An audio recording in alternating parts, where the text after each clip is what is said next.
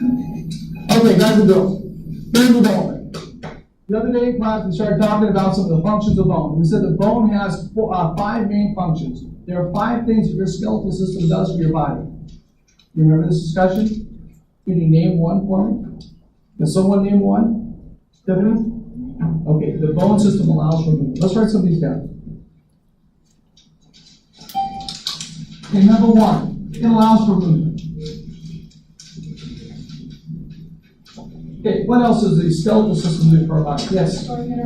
Oh, wonderful. Storage. Storage of minerals. What are some minerals that we store, by the way, when we in our skeletal system? Some useful minerals or things that we store. Name one? Calcium. Calcium. Okay, good. Name another one? Minerals. Yeah, good. Minerals. That's great. Well, we got calcium. Is there another one you remember our discussion with? Vitamins. Vitamins and minerals are 2 different things. We have a group that's going to tell us all about that in a couple of weeks. Okay, we mentioned calcium, silicon, and we also mentioned phosphorus. Are some things that we mentioned in class. Okay, let's go on. Number 3. What's the third thing that the skeletal system does for us? Scott? Supports the body. Mm-hmm. It does.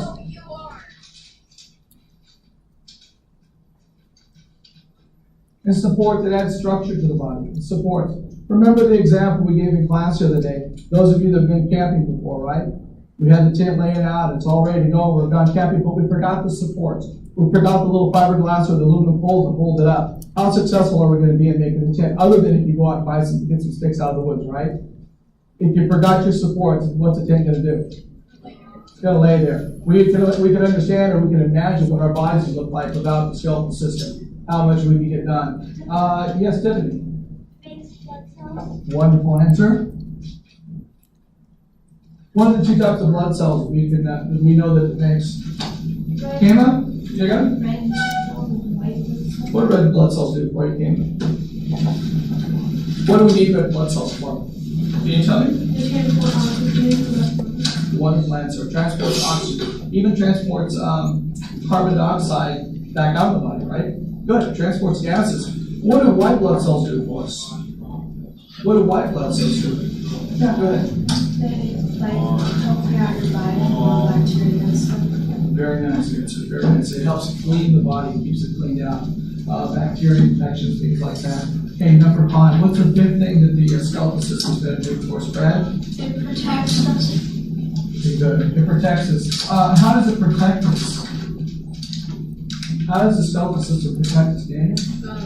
It protects the organs by because it's hard and the organs are soft. Okay, give me an example of an organ that's protected by the skeletal system. Go ahead, name one. Okay, the heart's protected by the skeletal system. Name another one. Okay, the lungs are protected. Never mind. What? Okay, your stomach is down here, okay, but it is semi-protected by the rib cage. Go ahead. Okay, the brain is another one. Okay, let's stop there. Okay, guys and girls, these are the 5 functions of the skeletal system. Now, what we need to do is we need to talk about the beginnings of the developing of the bone itself. Now, when you guys and girls, when we were all born, when we first came into this world, our bones were not exactly the way they are now. Anybody have any idea of what our bones were probably like when we were born? Gary? Smaller. Okay, smaller. That's true. Much smaller. Donna? Excuse me? You know, we say fragile. We say that the bones of the baby are real fragile, but you know, that's really not true. That's really, really not true. And there's a reason for that. That's where we're headed. Go ahead. Flexible and they're very more cartilage. Okay, you already said, say it again. Flexible and they bend more easily. They're flexible, they bend more easy. You said that they were surrounded by? More cartilage. Okay, he's almost there. They are flexible and they do bend more easily. But are they surrounded by more cartilage? Cartilage. I think the proper way to say it is what? They are.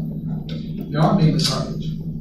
The bones of a young child's body are mainly made up of cartilage. Matter of fact, the way the bones harden or solidify themselves is by adding what to them? And you guys have told me already those things. Okay, good. Say it again. Okay, calcium. Say it again.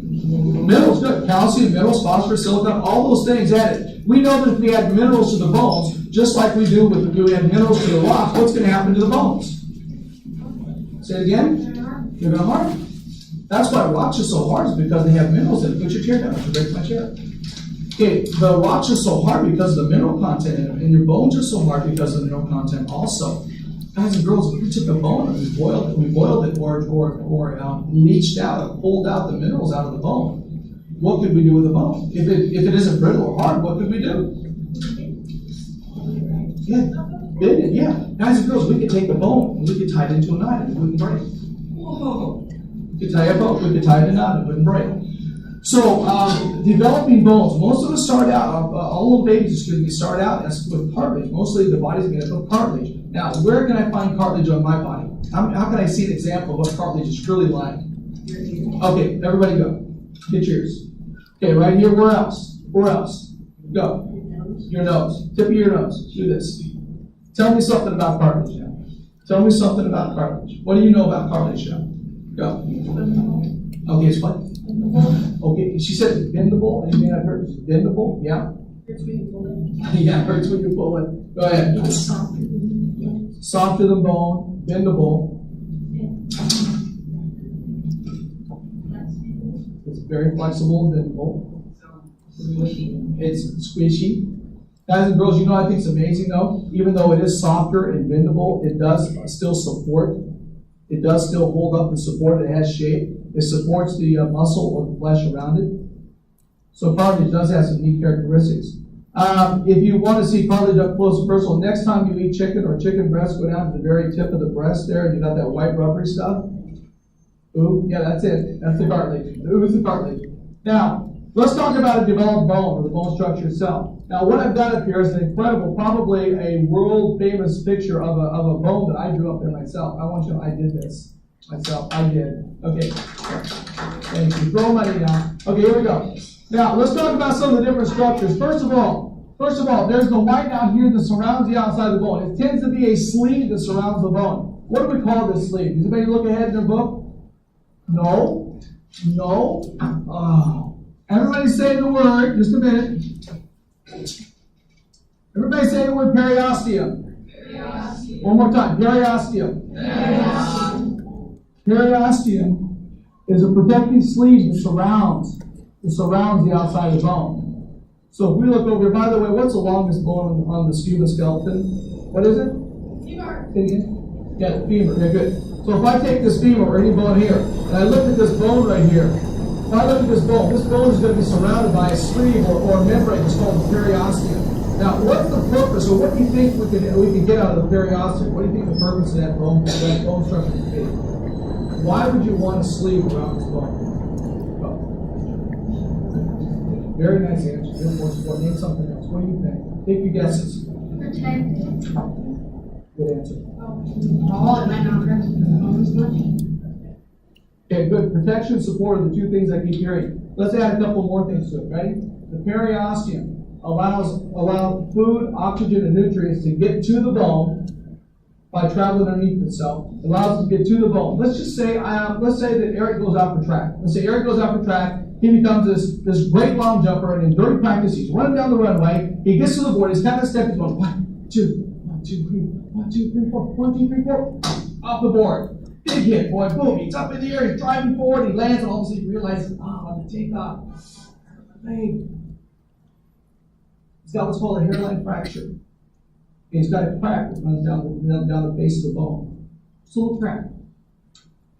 Now, that periosteum is going to be real important because the periosteum is a protective sleeve that not only protects and supports, but it's also going to allow nutrients and calcium and other repair needed material to get to that area. It has growth cells in it that's going to allow the growth and repair of that area.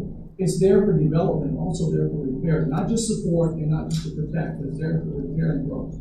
The periosteum is really important, especially at your age, for the growth that you guys are going to go through. As your bones get longer, you guys get bigger. Let's go down to the next one. Yellow inside. We call this hard bone, but the word that your book's going to use is called compact bone. Compact bone. Take a guess. What do you think is going to be found in a compact bone? You've already told me again today what you think bone is made out of, or some things that are found in bone. What's going to make this bone